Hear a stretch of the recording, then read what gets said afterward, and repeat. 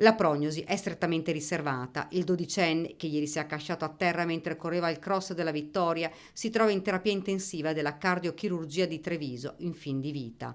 Il ragazzino, residente a Padova, gareggiava per le Fiamme Oro, aveva ottenuto solo 2 mesi fa i certificati di idoneità sportiva. Ieri il dramma. Si era riscaldato assieme agli altri atleti, poi, dopo aver percorso oltre 600 metri, è caduto a terra senza riprendere mai conoscenza. Il cuore si è fermato. Immediato è stato l'intervento del medico e degli operatori sanitari. Grazie al defibrillatore il cuore del dodicenne è tornato a battere.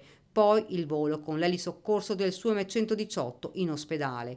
Una nottata di angoscia per i genitori. Il papà era sul campo di gara quando il figlio si è sentito male. Per gli allenatori e per gli organizzatori della manifestazione sportiva.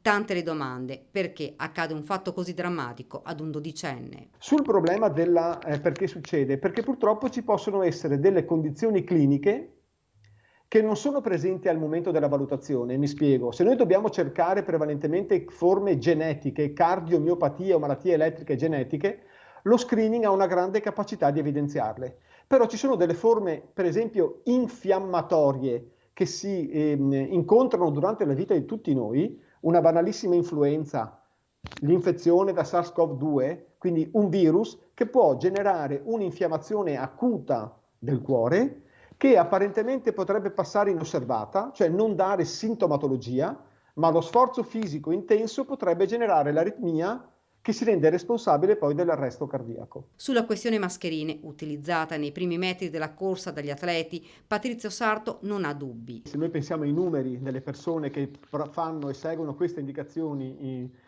come stilate dalla Federazione Italiana Atletica Leggera, ci dicono chiaramente che le cose non avvengono per la mascherina.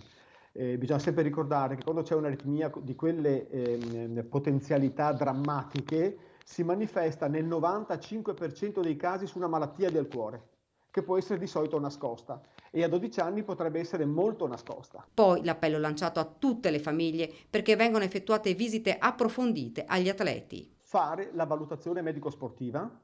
I medici sanno che devono essere assolutamente rigorosi nella valutazione e quindi non si deve cercare il certificato che costa meno, ma la visita che è più accurata possibile. Questo è il messaggio che mi sento di dire.